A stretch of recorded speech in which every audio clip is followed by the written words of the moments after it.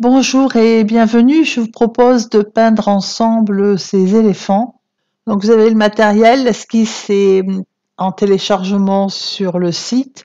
Alors la première chose à faire, c'est à humidifier l'éléphant. Je l'ai peint par zone, c'est-à-dire que j'ai commencé par le cœur et enfin par le cœur, la partie centrale, hein, le corps de l'éléphant, et en laissant de côté la tête et la trompe, c'est-à-dire qu'en fait, j'ai mouillé partout où je pouvais m'arrêter, hein, où j'avais un trait de dessin qui pouvait justifier que ça fasse un ensemble, et de manière à pas avoir à tout à gérer en même temps. Alors, j'ai commencé donc par mouiller le corps de l'éléphant, et ensuite j'y ajoute de la terre de sienne naturelle. Et ensuite, toujours dans l'humide, j'ajoute donc avec le pinceau numéro 10, rond, de la terre de sienne brûlée, puis du bleu d'outre-mer.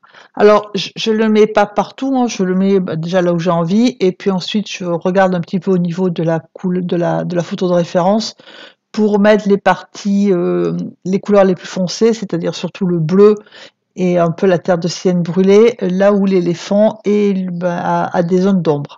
Alors un éléphant, quand on y regarde de près, il n'est pas gris.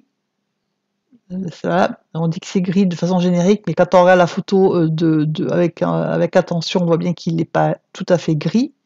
Il a des nuances bleutées, il a des nuances marron. Voilà, donc c'est ce que j'ai voulu recréer, à part que moi je n'ai pas voulu, je veux dire, c'est pas du réalisme. C'est une interprétation, c'est pour ça qu'en fait, il est peut-être un petit peu bleuté, plus bleuté que ce qu'il est réellement. Et voilà, moi, ce que j'ai voulu faire, c'est suggérer un éléphant, mais avec une vision qui est personnelle. Et au niveau des couleurs, je voulais recréer les jeux de lumière sans pour autant faire vraiment du réalisme. Après, si ça vous embête, parce que là forcément le mélange se faisant sur le papier, ça nous donne de jolies surprises, puisqu'on maîtrise jusqu'à un certain point, hein, les mélanges. Si vous voulez un mélange plus uniforme, il faut faire le mélange avant sur la palette, mais je trouve que c'est un peu dommage parce que justement, le côté fabuleux de l'aquarelle, c'est la magie du pigment sur l'eau et le fait que quand on le mélange sur le papier, ça devient vivant et que ça nous donne des nuances, hein, qu'on n'obtient pas si on mélange sur la palette. Voilà. Donc après, on joue un petit moment. Après, à vous de voir si vous le voulez plus bleuté. Moi, je le voulais vraiment plutôt bleuté. Ou si vous le voulez plus marron, ou si vous voulez le faire d'une autre couleur. Voilà, c'est chacun voit son éléphant comme il a envie de le voir. Donc les deux éléphants sont faits de la même manière. C'est pour ça que je vous en montre enfin la partie d'un seul en fait, parce que c'est la même technique, hein, que j'ai reproduite. Je n'ai pas utilisé non plus de liquide de masquage, même pas pour les défenses. Alors c'est vrai que les défenses, quand on regarde, ça paraît un peu petit, surtout pour un éléphant a priori d'Afrique. Sauf que quand on regarde la photo, moi j'ai suivi à peu près, hein, pour le dessin, pour l'esquisse, la photo. Je pense que c'est des éléphants qui ont des défenses, enfin auxquelles on a réduit les défenses pour éviter que le braconnage en fait, et voilà, en espérant qu'ils vivent un peu plus longtemps comme ça que s'ils avaient leur défense d'origine. Je pense que c'est pour ça, parce que je vois pas trop l'intérêt sinon d'avoir des éléphants mutilés comme ça au niveau des défenses. Voilà, alors pour en revenir à l'aquarelle, ensuite, tant que c'est mouillé, on peut continuer à donc soit ajouter de la couleur. Là, je suis plutôt en train d'en retirer. Voilà. Voilà ce que ça donne une fois sec, en sachant que j'ai donc peint la tête et qu'ensuite j'ai mis quelques petites gouttes d'eau. C'est pour ça qu'on voit des traits, parce que quand on regarde la peau d'un éléphant, c'est tout sauf lisse. Et donc au deuxième passage, j'ajoute les couleurs, là où j'ai envie d'en ajouter, donc là j'ajoute plutôt de la terre de sienne mélangée, enfin au départ j'ai commencé à la terre de sienne, là c'est plutôt du bleu mélangé avec un petit peu de terre de sienne brûlée. Je suis en train de renforcer les endroits de l'éléphant, hein, les parties de l'éléphant qui sont le plus foncé, hein, là où il y a l'ombre. Donc j'ajoute de la peinture, là je suis à sec. Et par contre, pour éviter d'avoir là où je ne veux pas de traits trop, de délimitation trop nette, je vais rincer mon pinceau, l'essorer et le passer sur la délimitation que je veux estomper, de manière à ce que la couleur se fonde dans le corps de l'éléphant. Voilà, c'est ce que je suis en train de faire là, d'estomper de manière à ce que ça soit plus fluide, hein, et que ça soit, voilà, les délimitations sont un peu moins strictes. Alors en fait, là, pour peindre, comme je n'ai pas mis de liquide de masquage, j'ai peint les différentes parties des éléphants en faisant attention à ce que quand je peignais, ça ne se touche pas. C'est pour ça que la trompe, je l'ai faite en dernier, parce qu'elle traverse l'éléphanteau. Voilà, donc je sais pas mes petits éléphants comme ça. Après, si c'est plus facile pour vous, vous pouvez d'abord protéger les éléphants, peindre l'arrière-plan, parce que moi l'arrière-plan je l'ai peint une fois que j'avais fini mes éléphants.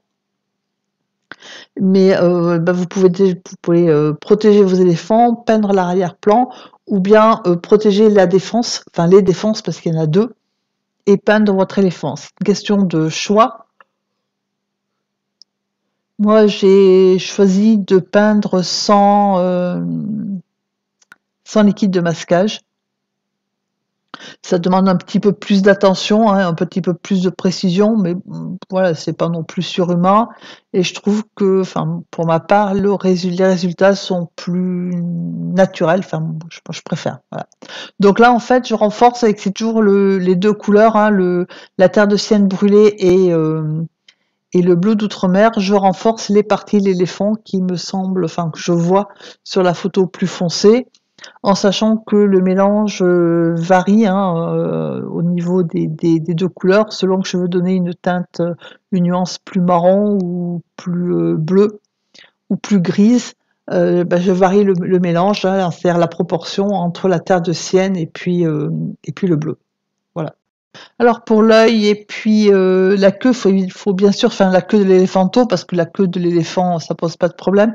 Il faut bien sûr le faire quand c'est sec. Donc j'ai utilisé, alors vous pouvez passer à un pinceau plus fin si vous préférez, ou bien moi j'ai gardé le pinceau numéro 10. C'est toujours le même mélange, hein, qu'on aperçoit à droite, c'est-à-dire du bleu et d'outre-mer avec de la terre de sienne, sauf que là la peinture elle est peu diluée, donc c'est pour ça que c'est plus sombre.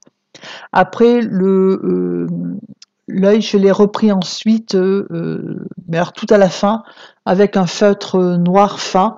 Donc ça, c'est une question de détail et de finition. Soit vous laissez tout en aquarelle, soit voilà, moi j'ai fait un test avec du feutre fin à la fin.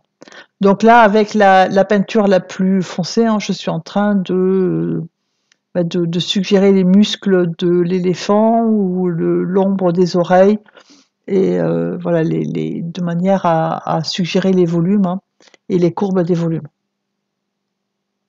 Ensuite, j'ai attendu que les éléphants soient secs et j'ai fait donc un bleu très très pâle avec le bleu Windsor, mais vraiment très très pâle parce que les valeurs sont élevées, hein, avec l'éléphant et puis la savane. Donc je voulais un ciel qui soit clair de manière à mettre en valeur l'éléphant.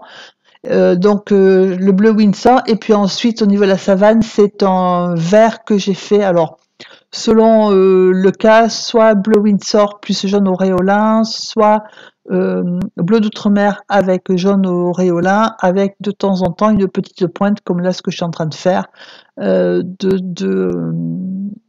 terre de sienne brûlée. Voilà. J'ai joué sur ces couleurs-là, donc pour faire les buissons en arrière-plan, la savane le premier plan. Donc voilà. Alors après, j'ai fait exprès aussi au niveau de l'avant-plan, hein, de mettre aussi des projections d'eau. Vous pouvez aussi peut-être y mettre du sel, ou du film plastique. Moi, c'est ce que j'ai fait, de manière à texturer. Donc là, on voit bien hein, qu'il y a de l'eau, à texturer la savane, puisque bah, c'est pas une pelouse, donc pour donner un petit peu de relief hein, à l'avant-plan, à l'avant-plan. Alors une fois l'avant-plan sec, hein, j'ai habillé un petit peu l'arrière-plan avec au niveau des arbres. J'ai créé des herbes un petit peu hautes dans le plan du milieu et quelques herbes sur le premier plan, histoire quand même d'habiller un petit peu mon aquarelle. Voilà, cette vidéo est quasiment terminée. J'espère que ça vous aura apporté quelque chose.